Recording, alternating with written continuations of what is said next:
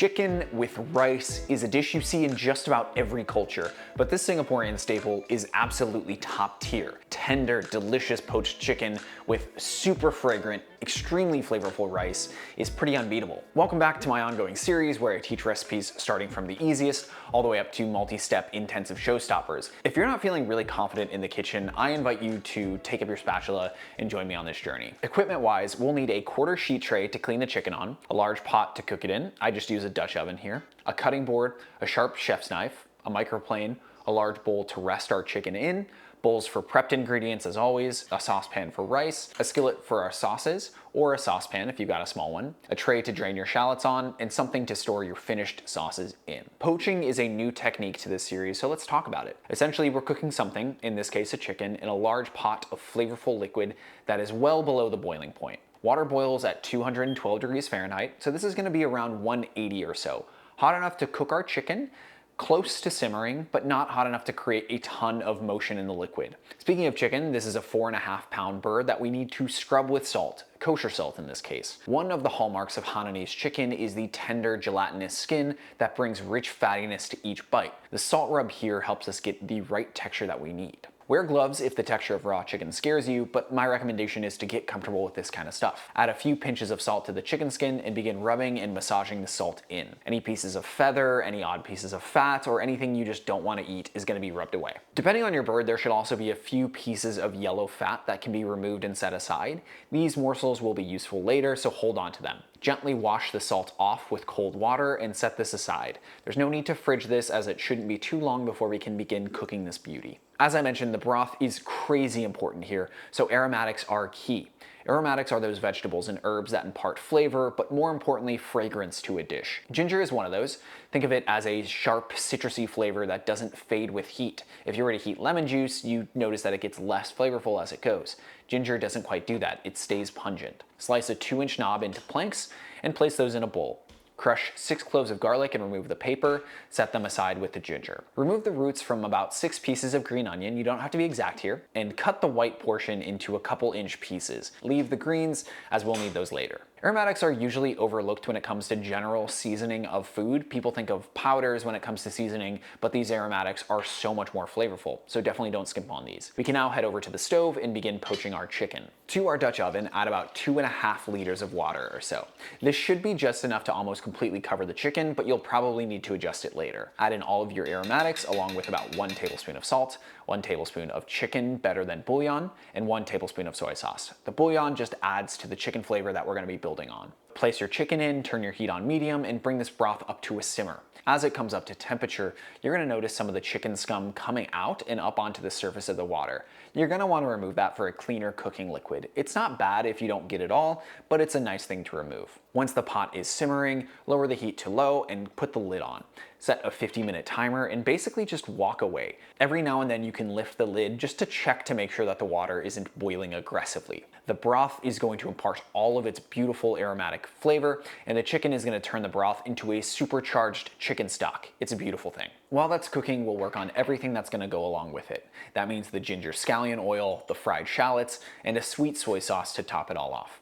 If we're smart with this prep, we can do pretty much all of it at the same time, so keep that in mind as you're cooking. The ginger scallion oil is classic and has become one of my new favorite things to keep around. It's the perfect sweet, pungent counterpart to the gently poached chicken. Peel and grate 20 grams of ginger and place that into a heat-proof container. This needs to be heat-proof as we're going to be pouring hot oil on this. Don't use something like plastic here. Thinly sliced 30 grams of green onion. You can just use the tops that we saved earlier. I do like to have more green onion in this than ginger, but recipes tend to differ. Set those aside and measure out 60 grams of cooking oil and heat it in a small skillet until it's about 300 degrees Fahrenheit. If you're using a small skillet, this only takes a few minutes over medium heat, so keep an eye on it. Pour the hot oil over the ginger and you're going to see a ton of sizzling and bubbling, and that's just the oil cooking the ginger. Add in your green onion and season this with 2 grams of salt, 4 grams of sugar, and 2 grams of MSG. I've got this all in one here. You can then add 15 grams of sesame oil to finish the seasoning. The sauce should be sharp from the ginger, sweet from the green onion and sugar, and super seasoned from the sesame oil and MSG. It's kind of dangerous how good this is. It really is absolutely worth working into your dishes. Place this on top of any bowl of rice and you're going to be having a great time. I'm someone that really cares about texture when it comes to food, and I really like a little bit of crunch from fried shallots on this. To make them, peel 2 large shallots and slice them into thin rings. Don't go paper thin or they will burn, but don't go too thick or they won't get crispy. Something like this is perfect here. I'll use that same small skillet from the ginger scallion oil to heat up the oil for this. Coat the bottom in cooking oil and then add your shallots. We don't need enough to deep fry these, we just need enough to cover the shallots, so adjust your oil accordingly. Turn the heat to medium and begin moving these pieces around.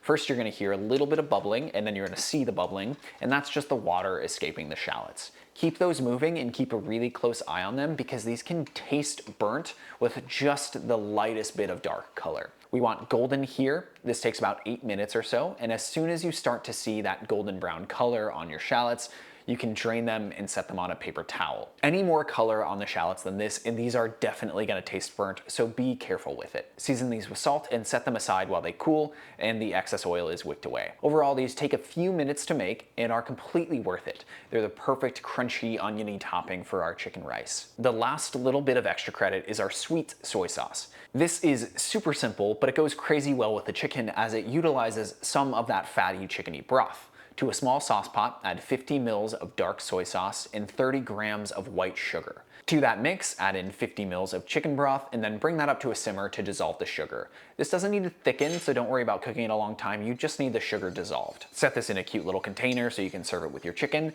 Like I said, it's simple, but it's really effective. For us, this is a great way to utilize more of that delicious chickeny broth. At around the 50-minute mark, your chicken should be done. I find the easiest way to tell is by pricking the area between the drumstick and a breast with the knife.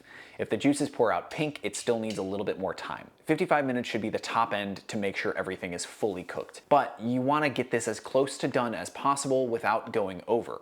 Tenderness is the name of the game here, so don't overcook it. Anything over an hour is just going to be too much time in the water. Fish your chicken out of the broth and place it into a large bowl with ice water. Whole chickens like this hold on to a ton of heat, so we need to cool this off as quickly as possible or the heat is going to continue cooking the breast meat. The dish itself is usually served at room temperature or cold, so don't worry about the fact that we're cooling this down. The cold water also helps tighten the skin and confirms that we have that gelatinized texture that's so desired in this dish. Once the chicken is cooled, remove it from the ice bath and set it aside to rest.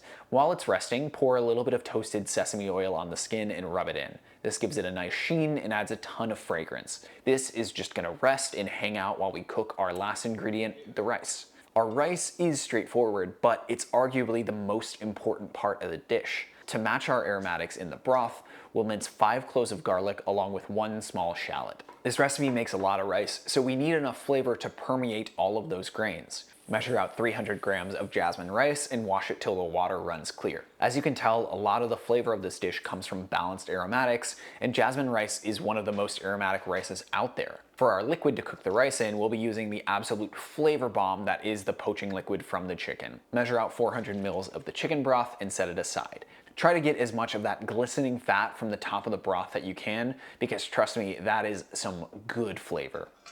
Now is the time to whip out those fat pieces you reserved from the chicken earlier. For me, I accidentally dropped those in the sink, but if you had them, you would want to add those to the base of your rice pot and turn the heat on medium. The chicken pieces are gonna let go of their fat as they cook, and you're gonna be left with this beautiful chicken fat. For me, I just skimmed some of the fat off the top of the broth and added a little bit of olive oil to cut it. If your pieces don't give you enough fat, you can always add a little bit more cooking oil to help. Remove your chicken and fat pieces from the pan and add in your minced shallot and garlic. Move these around and cook them until you just start to see a little bit of browning on the garlic. Add in your washed rice and stir that to coat all of those granules in the seasoned chicken fat.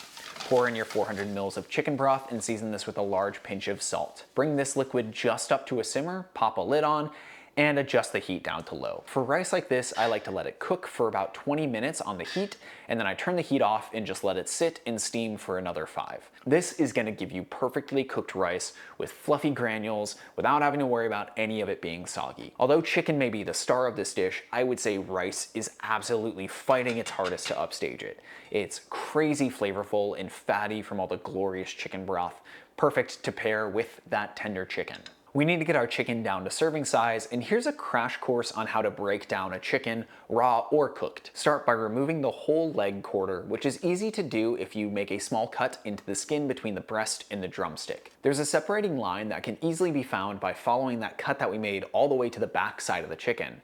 Honestly, you can pretty much just bend the leg quarter outwards and flip over the chicken, and as long as it's cooked enough, the joint is gonna pop out and you can just slice where the joint attaches to the back. If you do this correctly and gently, the whole leg quarter should be removed in one piece with pretty much all the skin intact. Repeat this for the other leg quarter. You can then flip the chicken back over so it's breast side up. For the breasts, make an off-center cut on one side of the breastbone. Slide your knife through that initial cut, and you can sort of think of this as separating this from the breastbone by peeling rather than sawing the meat off of the breastbone. If you let gravity help you and you keep your knife pressed against that center breastbone, you can easily get the entire breast off with the wing attached. Repeat this process for the other side, but be aware that the first side you remove is probably gonna look a little bit cleaner. It's easier to remove pieces when the chicken is larger. As pieces are removed, the carcass gets harder to balance. With all that done, you should have 2 whole breasts with the wings and 2 leg quarters that can be broken down further. I like to just separate the leg quarters into drums and thighs. The joint's pretty easy to find as long as you know where to look. This is made up of 2 bones, the drumstick bone and the thigh bone, and are connected at the joint. Make a small cut at that kind of armpit where the joint is, and then use your fingers to locate the 2 bones and where there's a little bit of gap between those bones. Once you find it, use your knife to cut into that little gap, and you should be able to slice through the joint without having to cut into the bone itself. There should just be a little bit of tendon that you have to cut. It's really, really simple. For the breasts, simply remove the wing where it connects to the breast. Usually I just leave a little bit of meat on here. I don't worry about getting it perfect. Slice your breast into thinnish pieces. Be careful and make sure to keep the skin intact. And you're gonna wanna make sure that each piece of breast meat has a little bit of skin on it. That's important for this dish as it's a lot of the flavor and texture here. Don't slice it too thin or that's not gonna be possible. This is so juicy, and if you're not used to it, this is probably gonna be more tender than any chicken you've ever cooked. Look at just how glistening and beautifully tender that chicken is. I just want you to feast your eyes on the glory that is this chicken rice, one of the great chicken dishes of the world.